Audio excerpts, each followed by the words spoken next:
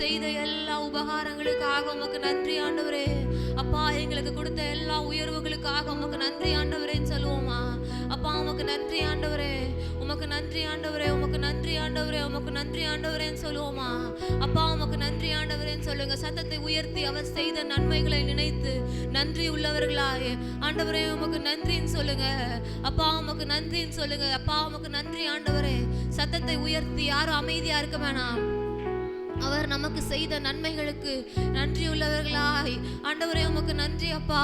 நீர் எங்களுக்கு கொடுத்த எல்லா உயர்வுகளுக்காக நன்றி, எல்லா ஆசீர்வாதங்களுக்காக நன்றி, என் குடும்பத்துக்காக நன்றி, என்னோட இசப்பா நல்ல ஆண்டவரே ஈவுகளுக்காக நன்றி, என்னை உயர்த்தி வச்சிருக்கீங்களே அதுக்காக நன்றி ஆண்டவரே. என் வேலைக்காக நன்றி, என் வீடுக்காக நன்றி, என் பிள்ளைகளுக்காக நன்றி. இசப்பா உமக்கு நன்றி செலுத்துகிறோம் ஆண்டவரேன்னு சொல்லுங்க. ஆண்டவரே உமக்கு நன்றி ஆண்டவரே, உமக்கு நன்றி அப்பா. இம்மட்டும் என்னை உயிரோடு நடத்தி வந்தவரே உமக்கு நன்றி. என் சுகபலன் ஆரோக்கியத்திற்காக நன்றி அப்பா, உமக்கு நன்றி ஆண்டவரே. இந்த நேரத்துல இசப்பா இங்க நின்று உம்மை துதிக்கத்தக்க ஸ்லாக்கியத்தை எங்களுக்கு கொடுத்திருக்கீங்களே ஆண்டவரே, உமக்கு நன்றி செலுத்துகிறோம்னு சொல்லுவோமா? நன்றி உள்ளவர்களாய், உணர்ந்தவர்களாய் அப்பா உமக்கு நன்றி ஆண்டவரேன்னு சொல்லுங்க. உமக்கு நன்றி ஆண்டவரே, பெரியவரே உமக்கு நன்றி, அதிசயங்களை செய்பவரே உமக்கு நன்றின்னு சொல்லுவோமா? அப்பா உமக்கு நன்றி ஆண்டவரே. சத்தத்தை உயர்த்தி, சத்தத்தை உயர்த்தி யாரும் அமைதியா இருக்க வேணாம். அப்பா உமக்கு நன்றி அப்பா, உமக்கு நன்றி ஆண்டவரே. அப்பா உமக்கு நன்றி ஆண்டவரேன்னு சொல்லுங்க. அப்பா நீர் பாத்திரம் போதும் ஆண்டவரே. அப்பா நீர் செய்த எல்லா நன்மைகளுக்காக நன்றி ஆண்டவரே. அப்பா நீர் செய்த நன்மைகளுக்காக நன்றி ஆண்டவரே. நீர் செய்த அற்புதங்களுக்காக நன்றி ஆண்டவரே. உம்முடைய அலுமுகளால் எங்களை குணமாக்குனீரே ஆண்டவரே, அதற்காக நன்றி. அவர் செய்த நன்மைகளை ஒவ்வொன்றாய் சொல்லி நன்றி சொல்லுங்க. நன்றி உள்ளவர்களாய் எவ்வளவு நன்மைகளை நம்மளுக்கு செய்திருக்கிறார். நம்மளை மீட்டாரு, ரட்சிப்பை நம்மளுக்கு ஈவாய் தந்திருக்கிறாரே, அவருக்கு நன்றி செலுத்துவோமா? சத்தத்தை உயர்த்தி உங்க சத்தம் உயரட்டும். அப்பா உமக்கு நன்றி ஆண்டவரே, உமக்கு நன்றி ஆண்டவரே, உமக்கு நன்றி ஆண்டவரேன்னு சொல்லுங்க. அப்பா பரிசுத்த ஆவியானவரே, இன்னும் நீர் எங்களுக்காக வைத்திருக்கிற நன்மைகளுக்காக நன்றி, நீர் எங்களை ஆசீர்வதிக்க போறதற்காக நன்றி, நீர் எங்களுக்காக வைத்திருக்கிற திட்டங்களுக்காக நன்றி ஆண்டவரேன்னு சொல்லுங்க. அப்பா எங்களை ஒப்பு கொடுக்கிற ஆண்டவரே, எங்க வாழ்க்கையில நீங்க அவைகளை செயல்படுத்த நாங்க ஒப்பு கொடுக்கிற ஆண்டவரேன்னு சொல்லுங்க. தழும்புகளால் எங்களை குணமாக்குனீங்களே, உமக்கு நன்றி ஆண்டவரே, உமக்கு நன்றி ஆண்டவரே. உங்க அற்புதங்களை எங்க வாழ்க்கையில இந்த நாளில செய்யுங்க ஆண்டவரேன்னு கேளுங்க. அப்பா நீர் எங்களுக்காக வைத்திருக்கிற அற்புதங்களை எங்க வாழ்க்கையில இந்த நாள்ல செய்கிறதற்காக நன்றி ஆண்டவரேன்னு சொல்லுங்க. அப்பா உமக்கு நன்றி ஆண்டவரே. அப்பா நீர் எங்களுக்காக வைத்திருக்கிற ஆசீர்வாதங்களுக்காக நன்றி, நன்மைகளுக்காக நன்றி, ஈவுகளுக்காக நன்றி, புதிய திட்டங்களுக்காக நன்றின்னு சொல்லுவோமா? அப்பா உமக்கு நன்றி ஆண்டவரே, உமக்கு நன்றி ஆண்டவரே, உமக்கு நன்றி ஆண்டவரேன்னு சொல்லுங்க. சத்தத்தை உயர்த்தி பரிசுத்த ஆவியானவரே உமக்கு நன்றி. எங்கள் தேற்றரவாளனே உமக்கு நன்றி, எங்கள் நல்ல மெய்ப்பனே உமக்கு நன்றி, எங்கள் பிரதான ஆசாரியனே உமக்கு நன்றி, எங்கள் கண்மலையே உமக்கு நன்றி, எங்கள் உயர்ந்த அடைக்கலமே உமக்கு நன்றி, எங்கள் துருகமே உமக்கு நன்றி, எங்கள் கோட்டையே உமக்கு நன்றி. அப்பா உமக்கு நன்றி செலுத்துகிறோம்னு சொல்லுவோமா? சத்தம் பத்தாது. அப்பா உமக்கு நன்றி செலுத்துகிறோம். அவருடைய நன்மையை உணர்ந்தவர்களாய் எவ்வளவு நன்மை செய்திருக்கிறார் நம்ம வாழ்க்கையில, எவ்வளவு உயர்த்தி வைத்திருக்கிறார் நம்மள. எங்க கீழே கடந்த நம்மள, குழியில இருந்த நம்மள, குப்பையிலிருந்து கோபுரத்துல உயர்த்தி வச்சிருக்கிறாரே, எவ்வளவு நன்றி உள்ளவர்களா இருக்கணும். அப்பா உமக்கு நன்றின்னு சொல்லுவோமா? தகப்பனே உமக்கு நன்றி, எனக்கு அப்பாவா இருக்கிறீங்களா ஆண்டவரே, உமக்கு நன்றி அப்பா. என் தேற்றரவாளனா இருக்கிறீரே, என் மறைவிடமா இருக்கிறீரே, என் உறைவிடமா இருக்கிறீரே, நான் மறைந்து கொள்ளும் என் கண்மலையே உமக்கு நன்றி. உம்மை உயர்த்துகிறோம்னு சொல்லுங்க. அவரை உயர்த்துங்க, வாய்களை திறந்து அவரை உயர்த்துங்க. அப்பா உம்மை உயர்த்துகிறோம். அவரை உயர்த்த உயர்த்த நம்ம வாழ்க்கை மேன்மையாக்கப்படும். அப்பா உம்மை உயர்த்துகிறோம்னு சொல்லுங்க. உம்மை உயர்த்துகிறோம் ஆண்டவரே. அப்பா எங்களுக்கு வைத்திருக்கிற நன்மைகளை எங்களுக்கு தருபவரே உமக்கு நன்றி. ஏற்ற காலங்கள்ல எங்களை உயர்த்துகிறவரே உமக்கு நன்றி. எங்க குடும்பங்களை செட்டில் பண்றவரே உமக்கு நன்றி. அப்பா என் எல்லா பிரச்சனைக்கும் தீர்வானவரே உமக்கு நன்றி. என்னை உயர்த்துகிற நேரான கண்மலையே, அப்பா உம்மை மாத்திரம் நோக்கி பார்க்கிறோம்னு சொல்லுவோமா? அப்பா உம்மை மாத்திரம் நோக்கி பார்க்கிறோம் ஆண்டவரே. அப்பா உம்மை மாத்திரம் நோக்கி பார்க்கிறோம் அப்பா. ஒருவராய் பெரிய அதிசயம் செய்பவரே, உம்மை மாத்திரம் நோக்கி பார்க்கிறோம் ஆண்டவரே. அப்பா ஒருவராய் பெரிய அதிசயங்களை என் வாழ்க்கையில செய்பவரே, அப்பா நீர் மாத்திரம் ஆண்டவரே. அப்பா இந்த நாளில செய்யுங்க ஆண்டவரே. அப்பா நீர் எங்களுக்காக வைத்திருக்கிற அதிசயங்களையும் அற்புதங்களையும் திட்டங்களையும் இந்த நாளில என் வாழ்க்கையில நிறைவேற்றுங்க ஆண்டவரேன்னு சொல்லுவோமா? அப்பா உமக்கு நன்றி செலுத்துகிறோம். அதிசயங்களை செய்பவரே, இந்த நாள்ல உங்களுடைய அதிசயங்களை என் வாழ்க்கையில் விளங்க பண்ணுங்க அப்பா. உங்க சாட்சி என்னோட வாழ்க்கையில விளங்க பண்ணுங்க ஆண்டவரே. நீரா பாஷே கேரே பேரே தேரேபே அந்நிய பாஷையில பேசி ஆண்டவரை உயர்த்துவோமா? அப்பா உம்மை உயர்த்துகிறோம் ஆண்டவரே, உம்மை உயர்த்துகிறோம் ஆண்டவரேன்னு சொல்லுங்க. உம்மை உயர்த்துகிறோம் அப்பா, உம்மை கனப்படுத்துகிறோம் ஆண்டவரே. அதிசயங்களை செய்பவரே உம்மை உயர்த்துகிறோம் ஆண்டவரேன்னு சொல்லுங்க. அமைதியா நிக்காதீங்க. உங்களுக்கு ஆண்டவர் அற்புதங்களை செய்திருப்பார், ஆனால் எப்படி நீங்க அமைதியா இருக்க முடியும்? அவருக்கு நன்றி உள்ளவர்களா இருக்க வேண்டாமா? நீதாரா பாஷே கேரே பேரே தேரேபே. அப்பா உம்மை உயர்த்துகிறோம், உம்மை உயர்த்துகிறோம் ஆண்டவரே. உமக்கு நன்றி ஆண்டவரே. நீ செய்த சகல உபகாரங்களுக்காகவும் நன்றி ஆண்டவரே. என்னை உயர்த்தி வைத்தவரே, என் உன்னதமானவரே, என்னை புல்லுள்ள மேய்ச்சலிலே நடத்தி வந்த நல்ல மேய்ப்பனே, உமக்கு நன்றி அப்பா. என் பிரதான ஆசாரியனே அப்பா, மெய்யான ஒளியே, உமக்கு நன்றி செலுத்துகிறோம் ஆண்டவரேன்னு சொல்லுவோமா? உமக்கு நன்றி ஆண்டவரே, உமக்கு நன்றி அப்பா, உமக்கு நன்றி ஆண்டவரே. ஆண்டவர் என்ன சொல்றாருன்னா, என்னுடைய சித்தத்தின்படி வாழுகிறவர்கள் தான் என்னுடைய சகோதரன், என்னுடைய சகோதரி, என்னுடைய தாய். என்ன அருமையா சொல்றாரு பாருங்க. இந்த தேவனுடைய சித்தம் வந்து வேதத்தில் நிறைய இருக்கு. அதை எல்லாத்தையும் குரூப் பண்ணி அதெல்லாம் தொகுத்தா 3 சித்தம் மட்டும்தான் இருக்கு. எல்லா சித்தத்தையும் நீங்க தொகுத்தோன்னா அது 3 தலைப்பின் கீழே அது இருக்குது. ஒன்று, நான் ரொம்ப வேகமாக போகிறேன், நமக்கு சில காரியங்களை நம்ம பார்க்க போகிறோம் பாருங்க. முதலாவது சித்தம் என்னன்னா 1 தெசலோனிக்கேயர் 4ஆம் அதிகாரம் 3ஆம் வசனம். நீங்கள் கவனமாக குறிப்படுத்துக்கங்க. இந்த 3 நிறைவேற்றினா பரலோகத்தில் உங்களுக்கு வீடு இருக்கு. ஆண்டவர் சொல்றாரு, உங்கள் இருதயம் கலங்காது இருப்பதாக தேவனிடத்தில் விசுவாசமா இருங்கள், என்னிடத்திலும் விசுவாசமா இருங்கள். நான் போய் உங்களுக்காக ஒரு ஸ்தலத்தை ஆயத்தம் பண்ணிவிட்டு திரும்ப வந்து உங்களை என்னோட கூட நித்தியமா பரலோகத்தில் நம்ம அவரோடு கூட வாழ போகிறோம். அவர் ஒரு ஸ்தலத்தை ஆயத்தம் பண்ண போயிருக்கிறார். இப்போ முதலாவது சித்தம் என்ன? 1 தெசலோனிக்கேயர் 4:3, நீங்கள் பரிசுத்தம் உள்ளவர்களாக வேண்டும் என்பது தேவனுடைய சித்தமாய் இருக்கிறது. பாருங்க, முதல் சித்தம் அவர் ஆணா இருந்தாலும் பெண்ணா இருந்தாலும் மகனா இருந்தாலும் மகளா இருந்தாலும் தந்தையா இருந்தாலும் தாயா இருந்தாலும் என்ன உறவுல இருந்தாலும் ஆண்டவர் என்ன சொல்லுகிறார்னா, நீங்க முதலாவது பரிசுத்தமாகணும். அல்லேலூயா. பரிசுத்தமாவதற்கு நாம வந்து முயற்சி பண்ணி பரிசுத்தமாக முடியாது. நமக்கு கிறிஸ்து பரிசுத்தத்தை ஒரு பெட்டகமாக கொடுத்திருக்கிறார். ரட்சிப்பு என்ற அந்த பெட்டகத்தின் மூலமா நமக்கு என்ன கொடுத்திருக்கிறாரு? பரிசுத்தம் கொடுத்திருக்கிறார். என்ன பரிசுத்தம் தெரியுமா? மனசாட்சியில வெளிச்சத்தை கொடுத்திருக்கிறார். ஹல்லேலூயா. மனசாட்சியில வெளிச்சம். பொய்னா தெரியும், பேசக்கூடாதுங்கிறது மனசாட்சியின் மூலமா ஆண்டவர் நமக்கு பரிசுத்தத்தை கொடுக்கிறார். பரிசுத்த ஆவியானவர் மூலமா நமக்கு பரிசுத்தத்தை கொடுக்கிறார். அப்போ நம்முடைய வாழ்க்கையில எவ்வளவு வேணும் அசுத்தம் இருக்கக்கூடாது. ஆண்டவர் சொல்றாரு, அசுத்தத்திற்கு அல்ல உங்களை பரிசுத்தத்திற்கு என்று அழைத்திருக்கிறேன். நீங்க பாருங்க, மனதில் சரீரத்தில் பரிசுத்தம் இருக்கணும், ஆத்துமாவில் பரிசுத்தம் இருக்கணும், ஆவியிலையும் பரிசுத்தம் இருக்கணும். நம்ம வந்து பன்றிய போல வாழக்கூடாது. அது வெப்பம் அதிகமாயிட்டுனா கிடைக்கிற சாக்கடையில் போய் உருண்டுரும். சூடாயிட்டுன்னு வைங்களேன், வாழ்க்கையில் நமக்கு எங்கேயோ ஒரு இடத்துல சூடாச்சுன்னா உடனே நம்ம பன்றிய போல கிடக்கிற சாக்கடையில் உருளக்கூடாது. அந்த சூடு குறையிறதுக்கு நாம் கொஞ்சம் நம்முடைய சரீரத்தை ஒடுக்கி தேவனுடைய நிழலுக்கு கீழே வரணும். எங்கே வரணும்? தேவனுடைய நிழலுக்கு கீழே வரணும். பரிசுத்தம் வந்து முதலாவது சித்தம். முதலாவது சித்தம் நம்முடைய வாழ்க்கையில் எல்லா பகுதியிலையும் பரிசுத்தம் வேணும். உங்களுக்கு பரிசுத்தம் வேணுமா? வேணுமா? எனக்கு வேணும் அப்படின்னு சொல்றவங்க கையை வைத்துங்க. ஹல்லேலூயா. ஆண்டவர் நமக்கு பரிசுத்தம் தருகிறார்.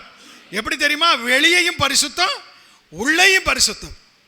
பார்வையில் பரிசுத்தம், நம்முடைய மனதில் பரிசுத்தம், நம்முடைய ஆவியில பரிசுத்தத்தை ஆண்டவர் ஊற்றி விட்டதுனால நாம கொஞ்சம் கொஞ்சமா மறுரூபமாகிட்டு இருக்கோம். எப்படி இருக்கிறோம்? கொஞ்சம் கொஞ்சமா எப்படி மாறிட்டு இருக்கோம்? மறுரூபமாகி அவரை போல மாறுகிறோம். தேவனுடைய பரலோகத்திற்கு போகணும்னா பரிசுத்தம் இல்லாமல் போக முடியாது. அசுத்தமானது, பொய்யை நடப்பிக்கிறது, அருவருப்பானது அவருடைய ராஜ்யத்திற்கு என்ன செய்யாது? போகாது. அப்போ முதலாவது தேவனுடைய சித்தம் பரிசுத்தம். ரெண்டாவது தேவனுடைய சித்தம் என்னன்னு பாருங்க. யோவான் 15ஆம் அதிகாரம் 12ஆம் வசனம். நான் உங்களில் அன்பாய் இருக்கிறது போல நீங்களும் ஒருவரில் ஒருவர் அன்பாய் இருக்க வேண்டும் என்பதே என்னுடைய கற்பனையாய் இருக்கிறது. அப்போ கணவன் மனைவி ஒருவரில் ஒருவர் எப்படி இருக்கணும்? அன்பாய் இருக்கணும். பிள்ளைகள் ஒருவரில் ஒருவர் அன்பாய் இருக்கணும். அன்பாய் இருத்தல்னா என்ன தெரியுமா? அதை மாற்றி போட்டால் பரிசுத்தமாக இருக்கணும். அன்புன்னா என்ன? ஒரு பரிசுத்தமான அன்பு, பரிசுத்தமான பார்வை, முழு மனது, முழு சிந்தை, முழு ஆத்மாவோட நாம் ஒருவரில் ஒருவர் அன்பாக இருக்கணும். முதல்ல நீங்கள் பரிசுத்தமாக இருக்கணும். ரெண்டாவது ஒருவரில் ஒருவர் அன்பாக இருக்கணும். பிரியமான தேவனுடைய பிள்ளைகளே, நீங்கள் பார்த்தீங்கன்னா 1 சாமுவேல் 18ஆம் அதிகாரம் 3ஆம் வசனத்தில் இப்படி பார்க்கிறோம். யோனத்தான் தாவீதை உயிரை போல நேசித்தான். எப்படி நேசித்தான்? கணவன் மனைவியை எப்படி நேசிக்கணும்? உயிரை போல நேசிக்கணும். சனியனேன்னு சொல்லக்கூடாது. புருஷனை பார்த்து ஏன் கோடாலி அப்படின்னு சொல்லக்கூடாது. புருஷனை தவிர வேறொருவரை மனதில் நினைக்க கூடாது. மனைவியை தவிர வேறொருவரை நாம திரும்பி கூட பார்க்க கூடாது. மனைவி மட்டும்தான் நம்முடைய சரீரம், மற்றவர்கள் எல்லாம் சகோதர சகோதரிகள். கூட பிறந்த உடன் பிறந்த சகோதரனை சகோதரியை உன் தாயை எச்சியோட பார்க்க முடியுமா? பார்க்க கூடாது. ஆண்டவர் சொல்றாரு, ஒருவரில் ஒருவர் உயிரை போல நேசிக்கணும். கணவன் மனைவியை உயிரை போல நேசிக்கணும். அங்க காமத்திற்கு இடம் இருக்காது, அங்க பரிசுத்தம் இருக்கும். பிரியமான தேவனுடைய பிள்ளைகளே, ரெண்டாவது சித்தம் நீங்களும் நானும் ஒருவரில் ஒருவர் மரண பரியந்தம், மரணம் நம்மை பிரிக்கும் வரை பிறர் முகம் பாராமல் நாம ஒருவருக்கொருவர் உன்னத அன்பிலே நம்ம பொருந்தணும். கணவனும் மனைவியும் தேவனுடைய சித்தத்தின்படி இணைக்கப்பட்டு இருக்கிறோம். உலகம் நம்ம இணைக்கல, தேவனே இணைத்து இருக்கிறார். இந்த முழு உலகத்தில் உங்களுக்கான துணையா ஆண்டவரே தேடி பிடிச்சி திருமண நாளில் கொண்டு வந்து இந்த சரீரம்னு கொண்டு வந்து கொடுத்துருக்கிறார். எதுக்காக தெரியுமா? வாழ்நாள் முழுவதும் மனைவியை நேசிக்க, வாழ்நாள் முழுவதும் கணவனை அன்பு செய்ய. இந்த உறவுல மூன்றாவது நபருக்கு இடமே இல்லை. ரட்சிக்கப்பட்ட பிறகும் இப்படிப்பட்ட இந்த ஆசை இச்சையில் விழுகிறவர்களுக்கு ஐயோ, அவங்கள திரும்ப உயிர்ப்பிக்க முடியாது, ரொம்ப கஷ்டம். முதலாவது நாம் பரிசுத்தமாக வேண்டும். ரெண்டாவது நாம் ஒருவரில் ஒருவர் அன்பாக இருக்கணும். சபையில் ஒருவருக்கு ஒருவர் அன்பாக இருக்கணும். சபைன்னு வந்துட்டா நாம் தேவனுடைய சரீரத்தின் அவயவங்கள். ஆண்டவர் சொல்றாரு, என் சித்தப்படி செய்கிறவள் தான் என்னுடைய சகோதரன், என்னுடைய சகோதரி, என்னுடைய தாய். மாதிரி அங்கேயும் நரகல்லையும் உட்கார்ந்துட்டு இங்க பரிசுத்த பீடத்திலையும் நற்கரணையும் பெறக்கூடாது. ஒருவரில் ஒருவர் அன்பா இருக்கணும். மரண பரியந்த அன்பா இருக்கணும். எரிச்சல் உள்ள ஆவி நமக்குள்ள ஆகாது. இச்சையின் ஆவி நமக்குள்ள ஆகாது. சாந்தமும் அமெரிக்கையுமா ஒருவரை ஒருவர் நேசிக்கணும் வாழ்நாளெல்லாம்.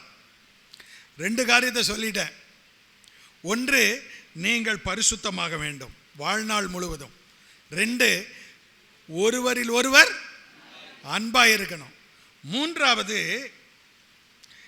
1 தீமோத்தேயு 2ஆம் அதிகாரம் 4ஆம் வசனம், எல்லா மனுஷரும் ரட்சிக்கப்படவும் சத்தியத்தை அறிகிற அறிவை அடையவும் அவர் சித்தமுள்ளவராய் இருக்கிறார். இப்போ 3வது சித்தம் என்ன சொல்லுங்க? 3வது சித்தம் என்ன?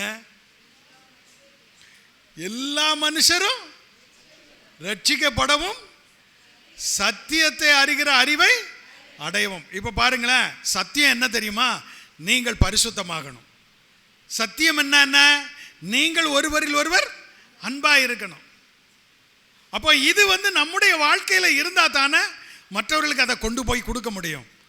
3வது ஆண்டவர் சொல்றாரு, நீ பரிசுத்தமாக்கப்பட்டிருக்கிறாய், கழுவப்பட்டிருக்கிறாய், உனக்கு தேவனுடைய சத்தியம் விளங்கிட்டு நீங்க இப்போது ஒருவரில் ஒருவர் அன்பா இருக்கிறீங்க. உங்களுடைய திருமணம் பரிசுத்தமான திருமணம். நீங்க ஒருவரில் ஒருவர் அன்பா இருங்க, சபையில் அன்பா இருங்க. ஒருவரை ஒருவர் பார்க்கும்போது பரிசுத்தமாக நேசிங்க. அதோட விட்டுறாம 3வது சித்தம், இந்த நற்செய்தியை, அதாவது இந்த சத்தியத்தை அறியாத மக்களுக்கு கொண்டு செல்லணும். நம்ம டிசம்பரில் ஒரு ப்ரேயர் கார்டு போட்டோம். ஞாபகம் இருக்கா? நம்முடைய ஆலயத்தில்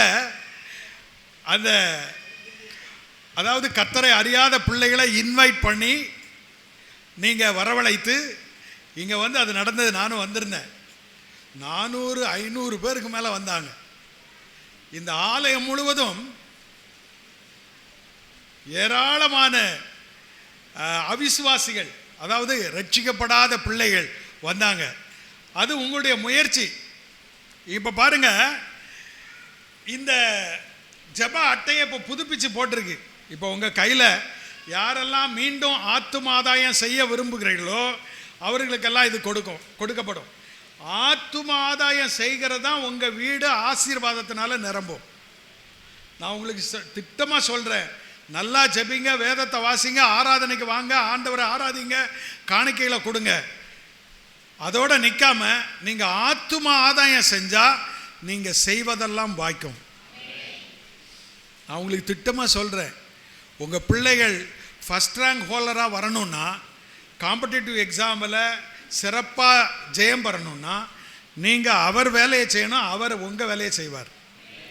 நான் உங்களுக்கு திரும்ப திரும்ப சொல்கிறேன், நான் அனுபவித்த ஒரு காரியத்தை தான் உங்களுக்கு சொல்கிறேன். ஒரு ஆத்துமாவை ஆண்டவருக்குள்ளே நடத்துறதுக்கு 6 வருஷம் எனக்கு ஆச்சு. அந்த தம்பியை நான் ஆண்டவருக்குள்ளே நடத்தின பிறகு ஏராளமான பேரை நடத்தி இருக்கிறேன். இன்றைக்கு ஆண்டவர் அற்புதமாக என் வீட்டை ஆசீர்வதித்திருக்கிறார். என்ன கேட்டாலும் ஆண்டவர் கொடுக்கிறார், என்ன கேட்டாலும் கொடுக்கிறார். என்ன காரணம் தெரியுமா? என்னை அவர் நேசிக்கிறது போல தொலைந்து போன ஆட்டையும் மனப்பூர்வமாக நேசிக்கிறார். அல்லேலூயா, அல்லேலூயா. அக்கிரமங்களினாலும் பாவங்களினாலும் மரித்து கிடந்த உங்களை அவர் உயிர்ப்பித்தது போல அந்த உயிர்ப்பிக்கிற நற்செய்தியை, அந்த சத்தியத்தை வாழ்நாளில் ஒரு 2 பேருக்காவது கொடுத்துடணும். நீங்கள் கொடுத்துட்டா உங்கள் வீடு கட்டப்படும். உங்களுடைய உலக தேவையை கர்த்தர் ஆசீர்வதிப்பார். வேதம் அப்படிதான் சொல்லுது. நீங்கள் உங்கள் பொக்கிஷத்தை பரலோகத்தில் சேமித்து வைங்க. ஆத்துமாக்களை ஆதாயம் பண்ணுகிறவர்கள் ஞானவான்கள். உலகம் முழுவதையும் ஆதாயப்படுத்தினாலும் தன் ஜீவனை நஷ்டப்படுத்தினால் லாபம் என்ன? ஆத்தும ஆதாயமே விலையேற பெற்ற தொழில். ஆண்டவருடைய பார்வையில் அது பரலோக வேலை. நம்ம உலகத்தில் நம்முடைய உலக வேலைகளை செய்கிறோம். விவசாயம் பண்ணுறோம், வியாபாரம் பண்ணுறோம், அரசு பணி செய்கிறோம், டிரைவராக இருக்கிறோம், கொத்தனாராக இருக்கிறோம், இன்னும் பலவிதமான தொழில்கள் இருக்குது. இந்த தொழிலே நம்முடைய வயத்தை நிரப்போம், அவ்வளவுதான். 3 வேளை நிரப்போம். ஒரு நேரத்தில் 3 வேளை நிரப்புனது ஒரு நேரத்தில் போயிடும். திரும்ப வயிறு தீயா எரியும், போடணும். ஆனால் பரலோகத்தில் உங்களுக்கு பலன் மிகுதியாக இருக்கணும்னா உங்கள் கண்ணை உலகத்திலேருந்து எடுத்து ஆத்துமாக்கள் மேலே வைங்க. பாருங்க, ஆத்துமா ஆதாயம் செய்வது எப்படி? இது ஒரு எளிய முயற்சி, ஆனால் மிக வலுவான பலன்களை கொடுக்கும். இது ஒரு விவசாயம் போல. நம்ம உழணும், நிலத்தை பண்படுத்தணும், அப்புறம் மழை பெய்யும் போது விதைய விதைக்கணும். விதைய விதைச்ச பிறகு விதை என்ன செய்யும்? தானா முளைக்கும். முளைச்சு என்ன செய்யும்? தானா வளரும். வளரும் போது களைகள் வரும், பூச்சி வரும். அதுக்கெல்லாம் நம்ம கவனமாக இருந்து, வேலி அடைச்சி கவனமாக இருந்து அந்த பலனை அடையும் வரை அந்த பயிரை கண்ணுங்கருத்துமா வளர்த்து ஒரு நாளில் அறுவடை செய்து என்ன செய்யணும்? தேவனுடைய களஞ்சியத்திற்கு கொண்டு வந்து சேர்க்கணும், தேவனுடைய சபைக்கு கொண்டு வந்து சேர்க்கணும். அப்போ ஆண்டவர் என்ன சொல்கிறாருன்னா, நம்மை பார்த்த ஆண்டவர் என்ன சொல்கிறாருன்னா, நீங்கள் மத்தேயு 9ஆம் அதிகாரம் அந்த 38ஆம் வசனத்தை பாருங்க. அறுப்பு மிகுதி, வேலையாட்களோ கொஞ்சம். அறுப்பு மிகுதி, வேலையாட்களோ கொஞ்சம். ஆதலால் அறுப்புக்கு எஜமான் தமது அறுப்புக்கு வேலையாட்களை அனுப்பும்படி அவரை வேண்டிக் கொள்ளுங்கள் என்றார். சபைக்கு சீசருக்கு கர்த்தர் சொல்லுகிற வார்த்தை இது. சீசர்களுக்கு சொன்ன வார்த்தை, சபைக்கு சொன்ன வார்த்தை. நீங்க பரிசுத்தமாக ஜெபிக்கணும், அன்பாக இருக்க ஜெபிக்கணும், ஆத்தும அறுவடை செய்யவும் ஜெபிக்கணும். ஆண்டவருடைய இருதயம் எப்படி கதறுது தெரியுமா? அறுப்பு மிகுதி, வேலையாட்களோ கொஞ்சம். ஆண்டவர் உங்கள் ஒவ்வொருவரையும் பெயர் சொல்லி அழைக்கிறார். உங்கள் ஒவ்வொருவரையும் ஆண்டவர் பெயர் சொல்லி அழைக்கிறார். என் சகோதரனே, என் சகோதரியே, என் தாயே, என் மகளே, என் மகனே, எனக்காக பேசுவாயா? எனக்காக புறப்படுவாயா? எனக்காக செயல்படுவாயா? இதுதான் ஆண்டவருடைய கதறல். ஒரு நல்ல தகப்பன் அடங்காத பிள்ளைக்கு முன்னால கண்ணீரோட சொல்லுகிற வார்த்தை என்ன தெரியுமா? மகனே, நீ என்னை ஏமாற்றாத, நீ என்னை அவமானப்படுத்தாத, என்னுடைய ஆஸ்தியை நீ அழிக்காத, எனக்கு விரோதமான காரியத்தில் ஈடுபடாத. அந்த தகப்பனுடைய இருதயம் என்ன செய்கிறது தெரியுமா? தவித்து கொண்டு இருக்கிறது. அவனுடைய வாழ்க்கையை நினைத்து அந்த இருதயம் பதறி கொண்டு இருக்கிறது. நம்மையும் பார்த்து ஆண்டவர் சொல்றாரு, மகனே, மகளே, எனக்காக பேசுவாயா? என்னுடைய சாட்சியா செயல்படுவாயா? இந்த சாட்சியா செயல்படுவதற்கு தான் இந்த எளிய முறை. இந்த எளிய முறையை நீங்களும் நானும் சரியா செய்தோம்னா ஆண்டவர் நமக்கு தம்முடைய கிருபையை நமக்கு அருளுவார். பாருங்க, ஆண்டவர் நமக்கு என்ன சொல்றாருன்னா, நீங்க ஜெபியுங்கள், நீங்கள் ஜெபியுங்கள் என்று சொல்லுகிறார். பாருங்க, 126ஆம் சங்கீதம் 5-6 வசனங்களை பாருங்க. 5-6 வசனங்கள். 126ஆம் சங்கீதம் 5-6. கண்ணீரோட விதைக்கிறவன் கம்பீரத்தோட அறுப்பார்கள். பாருங்க, ஆத்தும அறுவடையில ஜெபந்தான் ஆதாரம். நீங்க சில நபர்களை தெரிவு செய்து இந்த அட்டையில் எழுதிடுவீங்க, 1 2 3 4ன்னு. அது நம்முடைய வேத புத்தகத்தில் தூங்கிக்கிட்டு இருக்கப்படாது. நான் சொல்லுது புரியுதா? பாஸ்டர் சொல்லியாச்சு, ஒரு 4 பேரை நான் எழுதிட்டேன், அப்படியே பைபிளுக்குள்ளே வச்சு தூங்க வச்சிடக்கூடாது. அனுதினமும் அதை எடுத்து ஜெபிக்கணும். எப்படி ஜெபிக்கணும்? கண்ணீரோட ஜெபிக்கணும். எப்படி ஜெபிக்கணும்? கண்ணீர் இல்லாத ஜெபத்தில் ஆத்தும அறுவடை பண்ண முடியாது. நீங்க கண்ணீரோட ஜெபிக்கணும்னா அவங்க வாழ்க்கையை பார்க்கணும். அவங்க வாழ்க்கையில தகாத பழக்க வழக்கங்கள் இருக்கும், குடி இருக்கும், விபசாரம் இருக்கும், கீழ்ப்படியாமை இருக்கும், அந்தரங்க பாலியல் அசுத்தங்கள் இருக்கும். சொல்ல போனா ஒரு குஷ்டரோகம் போல வாழ்ந்துகிட்டு இருப்பாங்க, ஒரு பண்டாரம் பரதேசி போல வாழ்ந்துட்டு இருப்பாங்க. எந்த நேரமும் கொதிக்கிற ஒரு எண்ணெய் சட்டி போல இருப்பாங்க. நீங்கள் அதை ஆவியில் உணர்ந்து இவரை கண்ணை திறங்க ஆண்டவரே, இவரை இந்த குஷ்டரோகத்திலிருந்து விடுவீங்க ஆண்டவரே, இந்த விபச்சார பாவத்திலிருந்து விடுவீங்க ஆண்டவரே, இந்த கோபம் என்ற கோபக்குறியிலிருந்து விடுவீங்க ஆண்டவரே. கண்ணீரோட ஜெபிக்கணும். 2 வல்லமை மனிதர்கள் மேலே செயல்பட்டு கொண்டு இருக்குது. ஒன்று உலக அதிபதியினுடைய வல்லமை. அவன் தன்னுடைய சுவாபத்தை மழையை போல ஒவ்வொருடைய வாழ்க்கையில் ஊற்றிக்கிட்டு இருக்கிறான். விபச்சாரம், வேசித்தனம், கோபம், சண்டை, மார்க்க பேதம் எல்லாத்தையும் மனதில் வந்து பெருமை, அகந்த போடுறான். அது வேகமாக எரியுது, பெட்ரோல் ஊத்துன மாதிரி அது எரியுது. 2வது வல்லமை சர்வ வல்லவர், பரிசுத்தமானவர். அவர் என்ன செய்கிறாரு? மனசாட்சியை புதுப்பித்து எங்கேயாவது ஒரு இடத்துல தனியாக இருக்கும்போது நான் செஞ்சது தப்பு தான் உணர வைக்கிறார். அல்லேலூயா. அப்போ நீங்க அதிகமாக ஜெபிக்கும் போது அவர்களுடைய வாழ்க்கையில் தேவனுடைய வார்த்தை அல்லது தேவனுடைய வல்லமை இறங்கி அவருடைய கண்களை திறக்கும். அல்லேலூயா, அல்லேலூயா. நீங்க ஜெபிக்க ஆரம்பித்தா சகரியா 10ஆம் அதிகாரத்துக்கு வாங்க. சகரியா 10ஆம் அதிகாரம், சகரியாவின் புத்தகம் 10ஆம் அதிகாரம். புதிய ஏற்பாட்டில் சகரியாவின் புத்தகத்தை பாருங்க, வாசிங்கம்மா. 10:1. பின்மாறி காலத்து மழையை கர்த்தரிடத்தில் வேண்டிக் கொள்ளுங்கள், அப்பொழுது கர்த்தர் மின்னல்களை உண்டாக்கி. வேண்டிக் கொள்ளுங்கள், மழையை வேண்டிக் கொள்ளுங்கள், பின்மாறி மழையை வேண்டிக் கொள்ளுங்கள். இந்த முன்மாறி பின்மாறினா என்ன? முன்மாறி பெஞ்சா உழவு நடக்கும், சரியா? முன்மாறி பெஞ்சு கொஞ்சம் நிலம் உழவுக்கு தயாரான பிறகு தான் உழுவோம். உழுது கல்லை பொறுக்கி விவசாயத்துக்கு ஏற்ற மாதிரி நடத்துவோம். அதை வந்து நிலத்தை தயார்படுத்துகிற வேலை. அந்த தயார்படுத்துகிற வேலை என்ன தெரியுமா? நீங்கள் ஒரு நபரை தெரிந்தெடுப்பது, அவர்கள்ட்ட தான் அன்பாக பழகுவது. ஒரு நபரை தெரிந்தெடுப்பது, அவர்களை அன்பா பழகுவது. நற்செய்தி சொல்ல வேண்டாம். பின்மாறி பெய்ய நீங்க ஜெபிக்கணும். என்ன செய்யணும்? பின்மாறி பெய்ய ஜெபிக்கணும். பின்மாறினா என்ன தெரியுமா? மழை பெய்யும் போது இடி இடிக்கும், மின்னல் அடிக்கும். அடிக்குமா அடிக்காதா?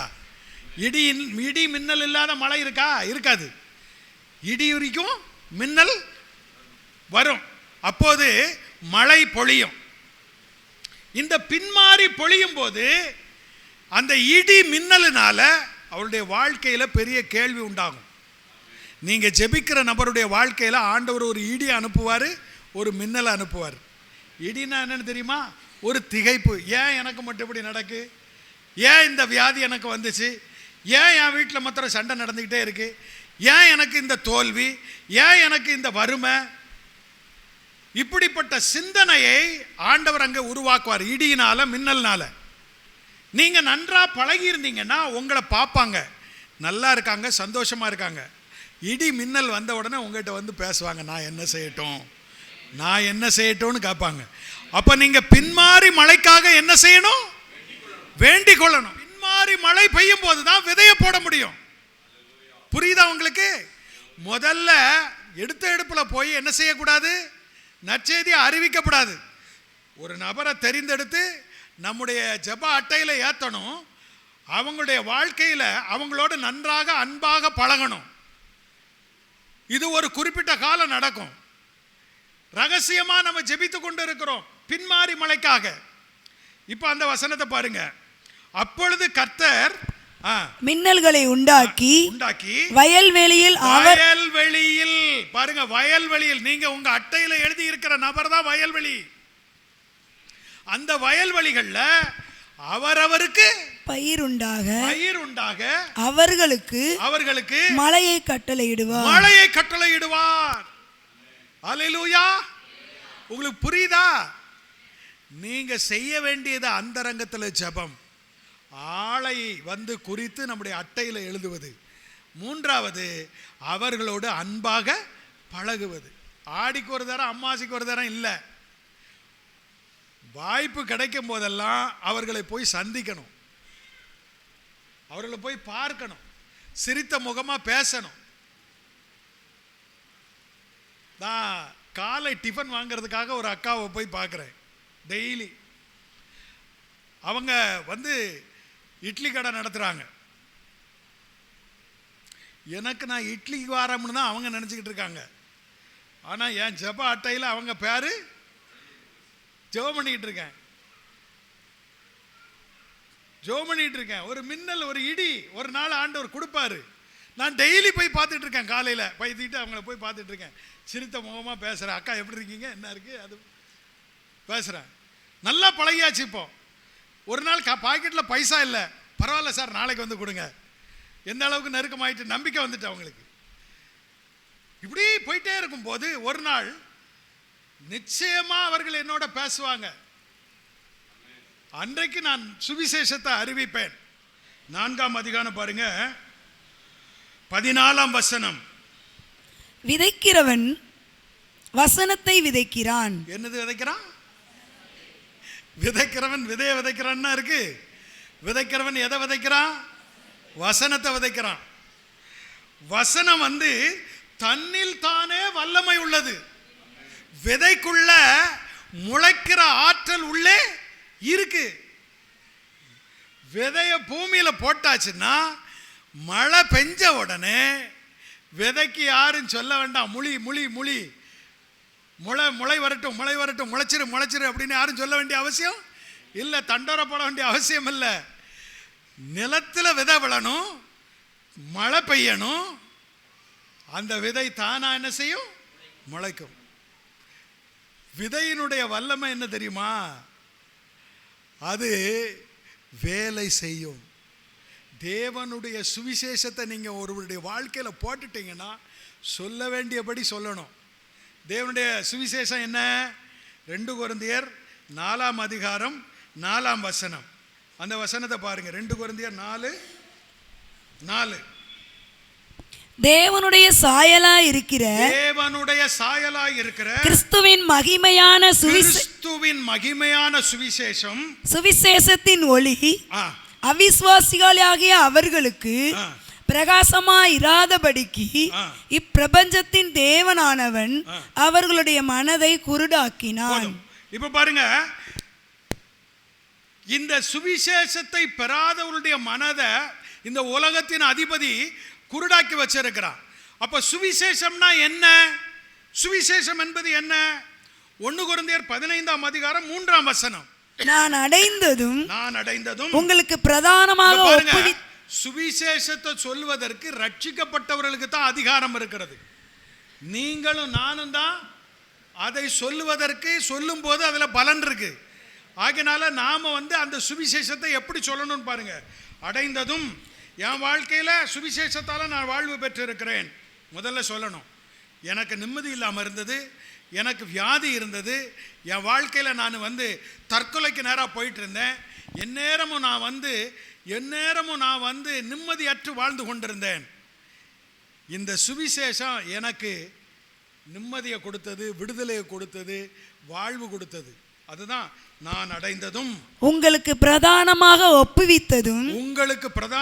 ஒப்புவித்ததும் என்னவென்றால் கிறிஸ்துவானவர். நல்லா கவனிங்க. கிறிஸ்துவானவர் பரலோகத்திலிருந்து பூலோகத்துக்கு எதுக்கு வந்தார்னா நமது பாவங்களுக்காக மரிக்க வந்தார். இங்க நீங்க சொல்ல வேண்டியது என்ன தெரியுமா? நம்முடைய வாழ்க்கையை சீரழிக்கிற ஒன்று எது தெரியுமா? பாவம். உங்களுடைய வாழ்க்கையை அழிக்கிறது எது? உங்களுடைய அறிவீனம் இல்லை, உங்களுடைய பாரம்பரியம் அல்ல, உங்களுடைய பாவம் தான் உங்களுக்கு வர வேண்டிய நன்மையை தடுக்குது. அப்படியா? பாவத்தை நான் எப்படி போக்க? நீங்க எங்க போனாலும் பாவத்தை தொலைக்க முடியாது. பாவத்தை மன்னிக்கிற அதிகாரம் இயேசு கிறிஸ்துவுக்கு உண்டு. இப்ப பாருங்க, இந்த வசனம் என்ன சொல்லுகிறதுனா, நமது பாவங்களுக்காக மரித்து அடக்கம் பண்ணப்பட்டு வேத வாக்கியங்களின்படி 3ஆம் நாளில் உயிர்த்தெழுந்து. இப்ப பாருங்க, நற்செய்தியை சொல்லும் போது பாவத்தையும் கிறிஸ்துவின் மரணத்தையும் இணைத்து சொல்லணும். நாம தேவ சாயல்ல உருவாக்கப்பட்டோம். நாம பாவம் செய்ததுனால தேவ சாயலை இழந்துட்டோம். இப்ப அந்த தேவ சாயலை திரும்ப பெறணும்னா நம்முடைய பாவம், உங்களுடைய பாவம் மன்னிக்கப்படணும். உங்களுடைய பாவம் மன்னிக்கப்படணும்னா நாங்கள் கங்கைக்கோ யமுனைக்கோ அல்லது இப்படி புண்ணிய ஸ்தலங்களுக்கோ போய் அதை தொலைக்க முடியாது. அதை தொலைக்கணும்னா கல்வாரி சிலுவைண்டே வரணும், இயேசு கிறிஸ்துவனிடத்தில் வரணும். ஏன்னா அவர் சர்வலோகத்தின் பாவத்திற்காக மரித்தார். அவர் சொல்றாரு 9:6, பூமியிலே பாவங்களை மன்னிக்க மனுஷகுமாரனுக்கு அதிகாரம் உண்டென்பதை நீங்கள் அறிய வேண்டும் என்று சொல்லி திமிர்வாதனக்காரனை நோக்கி, நீ எழுந்து உன் படுக்கையை எடுத்துக்கொண்டு. பாருங்க, பூமியில பாவங்களை மன்னிக்கிற அதிகாரம் இயேசு கிறிஸ்துவுக்கு உண்டு. அது பிதா கொடுத்திருக்கிறார். அது ஏன் கொடுத்தாரு? அவர் தன்னுடைய பாவத்திற்காக மரிக்காம சர்வலோகத்தின் பாவத்திற்காக சிலுவையில் மரித்தார். அவர் சிலுவையில் அறைந்தார்கள், மரித்தார், அடக்கம் பண்ணப்பட்டார். 3ஆவது நாள் பாவம், உலகம், பாதாளம் எல்லாவற்றையும் ஜெயித்து அவர் உயிரோடு எழுந்தார். ஆகையினால இயேசு கிறிஸ்து மட்டும்தான் உங்க பாவத்தை மன்னித்து உங்களுக்கு புது வாழ்வு அளிக்க முடியும். நீங்க ஒரு முறை ட்ரை பண்ணி பாருங்களேன். எத்தனையோ தெய்வங்களை போய் நீங்க வேண்டி இருக்கீங்கல்ல, இந்த இயேசுவையும் நீங்க ஒரு முறை ட்ரை பண்ணி பாருங்க. சுவிசேஷத்தை இப்படி சொல்லணும், சொல்லிட்டு அவர்களுக்காக ஒரு சின்ன ஜெபத்தை பண்ணணும். அங்கேயே கையை பிடிச்சி ஜெபம் பண்ணணும். எப்படி ஜெபம் பண்ணணும்? ஆண்டவரே, இந்த சகோதரன் சகோதரி உம்முடைய பிள்ளை, இவருடைய வாழ்க்கையில நீர் வரணும் ஆண்டவரே. இவருடைய வாழ்க்கையில இவருடைய பாவங்கள் எல்லாம் மன்னித்து இவருக்கு ஒரு புது வாழ்வை கொடுங்கப்பா. எனக்கு கொடுத்ததை போல கொடுங்க. நீர் இவருக்காக சிலுவையில் மரித்தீர், நீர் இவருக்காக நீர் அடக்கம் பண்ணப்பட்டீர், நீர் இவருக்காக உயிரோடு எழுந்திருக்கிறீர். இவரையும் உம்முடைய சொந்த பிள்ளையாய் ஏற்றுக்கொள்ளும் ஆண்டவரே. இதை விசுவாசிக்கிற இவருக்குள்ளே ஆண்டவரே நீர் பரிசுத்தத்தையும் நன்மையும் கட்டளையிடும் உம்முடைய பிள்ளையாய் மாற்றும்னு ஜெபம் பண்ணிட்டு திரும்பி பார்க்காம வீட்டுக்கு வந்துடுங்க. நீங்கள் விதையை போட்டாச்சு, மழை பெஞ்சிட்டு விதை தானா என்ன செய்யும்? முளைக்கும். இப்போ நிலத்தினுடைய பலனை பாருங்க. நிலம் என்ன செய்யும்னு, இரவில் தூங்கி பகலில் விழித்திருக்க அவனுக்கு தெரியாத விதமாய் விதை முளைத்து பயிராகிறதற்கு ஒப்பாய் இருக்கிறது. இப்போ நீங்க 26ல இருந்தே வாசிங்க சகோதரி. பின்னும் அவர் அவர்களை நோக்கி, தேவனுடைய ராஜ்யமானது ஒரு மனுஷன் நிலத்தில் விதையை விதைத்து. போதும் பாருங்க, நீங்க சுவிசேஷத்தை விதையை விதைச்சிட்டு வந்தாச்சு இல்ல. இப்ப அதுக்கு அடுத்து பாருங்க, இரவிலே தூங்கி பகலிலே விழித்திருக்க அவனுக்கு தெரியாத விதமாய் விதை முளைத்து பயிராகிறதற்கு ஒப்பாய் இருக்கிறது. எப்படி என்றால், இப்ப நிலத்தினுடைய வல்லமையை பாருங்க. நிலத்தினுடைய வல்லமை, நிலமானது முன்பு முளையையும் பின்பு கதிரையும் கதிரிலே நிறைந்த தானியத்தையும் பலனாக தானாக கொடுக்கும். புரியுதா உங்களுக்கு? நற்செய்திய விதையை நீங்க போட்டுட்டீங்கன்னா, அந்த நிலத்துல போட்டுட்டீங்கன்னா, அந்த நிலத்தை பண்படுத்தி போட்டுட்டீங்கன்னா, அப்ப நம்முடைய வேலை என்ன? நிலத்தை தெரிவு செய்யணும், நிலத்தை பண்படுத்தணும், நிலத்தில் மழை பெய்வதற்காக ஜெபிக்கணும். நிலம் பெஞ்ச பிறகு அவங்க நம்மகிட்ட வந்து கேட்பாங்க, ஏன் எதற்குன்னு வந்து கேட்கும்போது நற்செய்தியை அறிவிக்கணும். நற்செய்தியை அறிவித்த பிறகு அந்த விதை வந்து நிலத்தில் விழுந்துருது. அந்த நிலத்தில் விழுந்த உடனே விதை தானா என்ன செய்யுது? முளைக்குது. இப்போ அந்த நிலம், அந்த மனிதன் என்ன செய்வான் தெரியுமா? அந்த பயிர் வளர்ந்து பலனை மிகுதியா கொடுக்கும், தானா கொடுக்கும். அல்லேலூயா, அல்லேலூயா. கரங்களை தட்டி ஆண்டவரை மகிமைப்படுத்துவோம். அல்லேலூயா. தோட்டக்காரன் அவர், நம்ம வெறும் வேலைக்காரங்க தான். புரியுதா நான் சொல்றது? தோட்டக்காரர் அவர், நாம வேலைக்காரங்க. தோட்டக்காரன் என்ன விரும்புகிறாரோ அதை நம்ம வாழ்க்கையில் என்ன செய்யணும். நீங்க தோட்டக்காரன் விரும்பினதை நீங்க செய்யலன்னா பாருங்க, உங்க வாழ்க்கையில அவர் சொன்னதை நீங்க செய்யணும். அவருடைய சித்தம் என்னன்னு அறிந்திருந்தும் அதை நம்முடைய வாழ்க்கையில செய்யலன்னா அது நமக்கு சாபமா மாறிடும். பிரியமான தேவனுடைய பிள்ளைகளே, பாருங்க, தேவனுடைய சித்தத்தை அறிந்தும் அதன்படி செய்யலைன்னா நமக்கு மிகுந்த தண்டனை உண்டு. இந்த காலத்தில் அவருடைய சித்தத்தை அறிந்து அதன்படி நம்ம செய்கிறவர்களாக இருக்க வேண்டும். இந்த காலத்தில் அவருடைய சித்தம் என்ன? 1, பரிசுத்தமாவது; 2, ஒருவரில் ஒருவர் அன்பாக இருப்பது; 3, நற்செய்தியை அறிவிப்பது. இந்த 3 காரியத்தை அசதியாக செய்யக்கூடாது. பாருங்க, 2 நாளாகமம் 29ஆம் அதிகாரம், 2 நாளாகமம் 29ஆம் அதிகாரம் 11ஆம் வசனம். அந்த ஒரு வசனத்தை பாருங்க. 2 நாளாகமம்.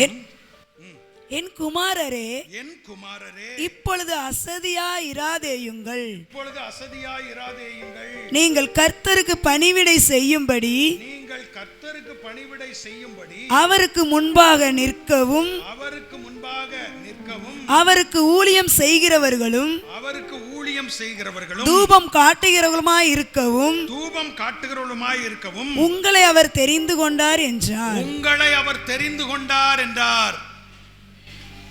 ஜெபிக்க, வேதத்தை, அதாவது ஜெபிக்க, திறப்பில் நிற்க, தூபம் காட்ட, ஊழியம் செய்ய ஆண்டவர் நம்மை அழைத்து இருக்கிறார். 3 காரியத்தை ஆண்டவர் உங்களுக்கு சொல்லியிருக்கிறார், எனக்கு சொல்லியிருக்கிறார். 1, பரிசுத்தமாகணும்; 2, ஒருவரில் ஒருவர் அன்பாக இருக்கணும்; 3, நற்செய்தியை அறிவிக்க வேண்டிய பிரகாரம். நற்செய்தி அறிவித்தல் அல்ல, பகிர்தல். அதாவது preaching the gospel, அது திரளான மக்களுக்கு preach பண்றது. இன்னொரு விதம் sharing the gospel. சுவிசேஷத்தை அறிவியுங்கள், சுவிசேஷத்தை பகிர்ந்தளியுங்கள். பகிர்தல்னா என்ன தெரியுமா? ஒரு தட்டு நிறைய, அதாவது ஒரு பேஷன் நிறைய சோத்தை வச்சுட்டு சாப்பிட ஆயத்தமா இருக்கிற வெற்றி இலையில சோத்தை என்ன செய்யணும்? பரிமாறுவது. அதை பக்குவமா பரிமாறணும். புரியுதா நான் சொல்றது உங்களுக்கு? நற்செய்தியை அவசர கதியில போடக்கூடாது. திருப்பதியில மொட்டை போட்ட மாதிரி உச்சியை மாத்திரம் வலிச்சு விட்டுட்டு உட்கார்ப்பான்னு வச்சுட்டு போறது இல்லை. புரியுதா நான் சொல்றது? நற்செய்தியை பகிரணும், கரிசனையா பகிரணும், இலையில பகிரணும், சுத்தமா பகிரணும், சாப்பிடும் விதமா பரிமாறணும். நற்செய்தியை பகிர்வதில் தான் ஆத்தும ஆதாயத்தினுடைய வெற்றி இருக்கிறது. அல்லேலூயா. நீங்க உலகமெங்கும் போய் நற்செய்தியை அறிவிங்கன்னு ஆண்டவர் ஏன் சொன்னார் தெரியுமா? உலகம் என்றால் மனிதன் என்று பொருள். உலகம் என்றால் என்ன அர்த்தம்? மனிதன். ஒரு மனிதனை தான் ஆண்டவர் உலகம்னு சொல்றார். நம்ம எடுத்த உடனே ஃபாரின் போயிடணும்னு நினைக்கிறோம். அமெரிக்காவுக்கு ஊழியத்துக்கு போகணும், இல்லைன்னா வட இந்தியாவுக்கு ஊழியத்துக்கு போகணும்னு நினைக்கிறோம். இல்லை, உள்ளூரில் நீங்கள் முயல் பிடிச்சாதான் வெளியூரில் மான் வேட்டைக்கு போக முடியும். இங்கே வீட்டை சுற்றி 4 பேருக்கு நற்செய்தி சொல்ல உங்களை ஆண்டவர் தம்முடைய பிள்ளையாக மாற்றி இருக்கிறார்.